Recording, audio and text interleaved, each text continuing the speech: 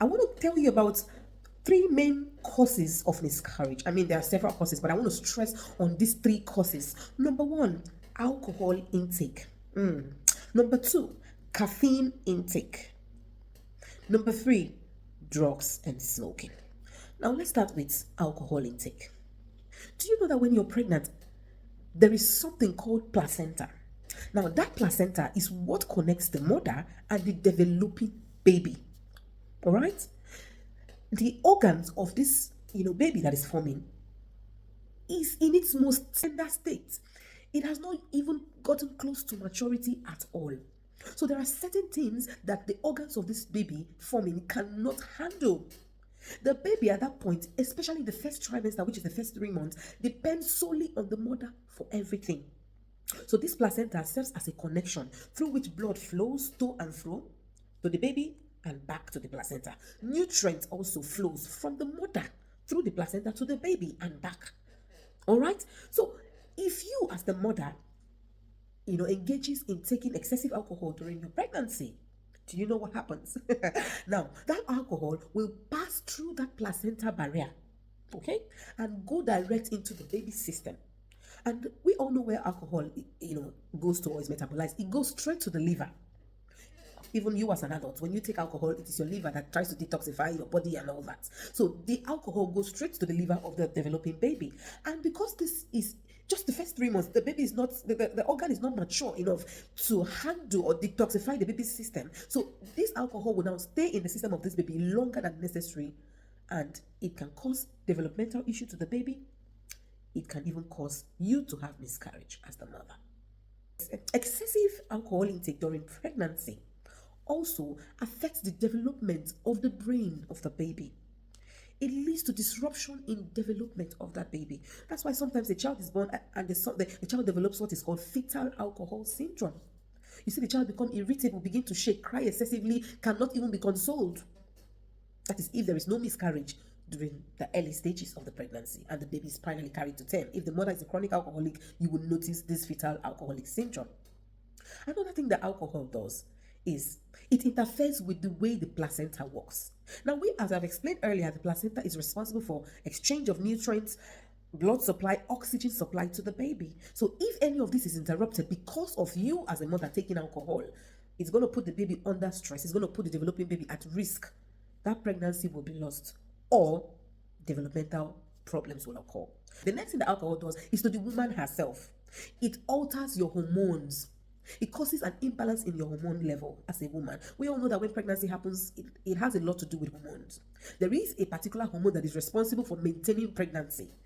When you start taking alcohol during pregnancy, especially when it's in a higher quantity, it will interfere with the balance of this particular hormone. And we all know that since this hormone is responsible for maintaining the pregnancy, once the levels of these hormones begin to drop, the pregnancy it's at risk of being miscarried. So I would say alcohol is the number one leading cause of miscarriage. Some people will testify or attest to this, that it is after they drank something like maybe palm wine, a raw palm wine, or they went to a bar and drank palm wine that was diluted with something else or mixed, or you went to an occasion and you drank, beer, you drank an alcohol, you took, something that's maybe like spirit, you took ethanol. That was when you started feeling somehow in your system, and the next day you notice blood. Okay, alcohol, please, should be avoided during pregnancy. It is one of the leading causes of miscarriage. Number two, caffeine. Coming to caffeine. Now, as an adult, your body can process caffeine, but the baby's system or organs are not well developed to process caffeine. So I would advise you as a mother, if you want to drink tea, please just drink your tea and avoid caffeine, avoid caffeinated drinks also. Something like this energy drinks. Oh, I'm very tired, I need energy drink. Most of them contain caffeine. Please look out for the content of whatever you're drinking during pregnancy. Anything that contains caffeine should be avoided. How does caffeine actually lead to miscarriage? Number one, it raises a woman's heart rate. Okay, there's something called your pulse, your heart rate. This caffeine increases this heart rate and also increases blood pressure of the woman. You might not notice it. You might start feeling dizzy all of a sudden. You start feeling excessive headache and decide to go to the hospital. They check your blood pressure and they say, this is very high. Ideally, during pregnancy, the blood pressure even goes low. But when you now notice yours going higher, that is a risk for miscarriage.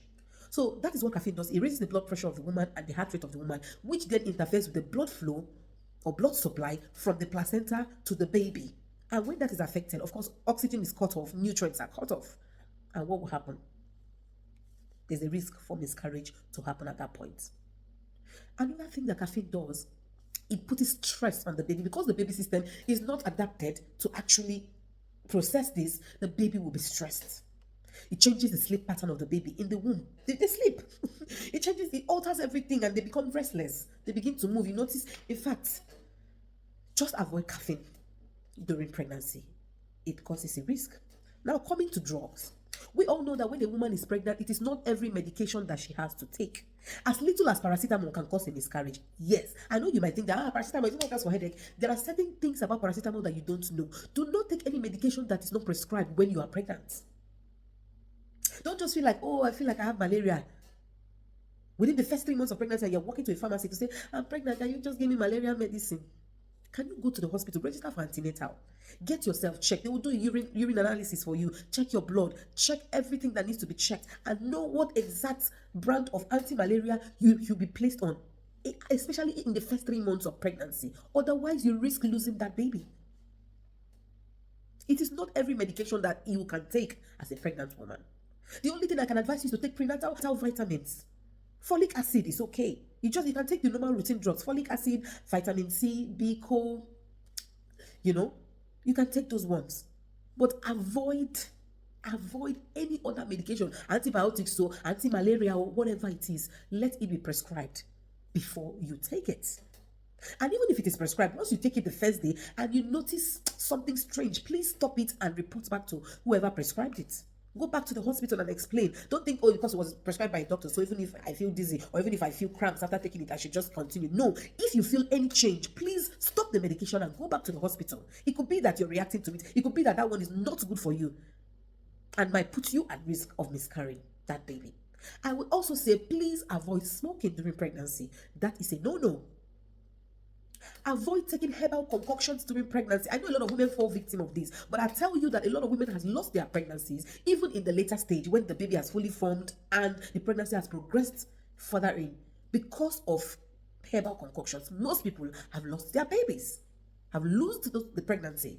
Please stay off caffeine, stay off alcohol, stay off drugs, stay off herbal concoctions, and just stay on prenatal vitamin. Eat healthy, drink plenty of water, stay hydrated as a pregnant woman. Drink plenty of water. Don't allow your urine to be concentrated. You pee and it's always dark and you feel it's normal. No, avoid sugar during pregnancy. It can lead to diabetes, pregnancy-induced diabetes. Eat healthy. I wish you all the best, and I know it's going to be your testimony soon. You carrying your baby to term. All the ladies watching me, all the women watching me, it will not be your portion. You will get pregnant and you carry your pregnancy till 9 months and you will deliver safely. Just heed to this advice.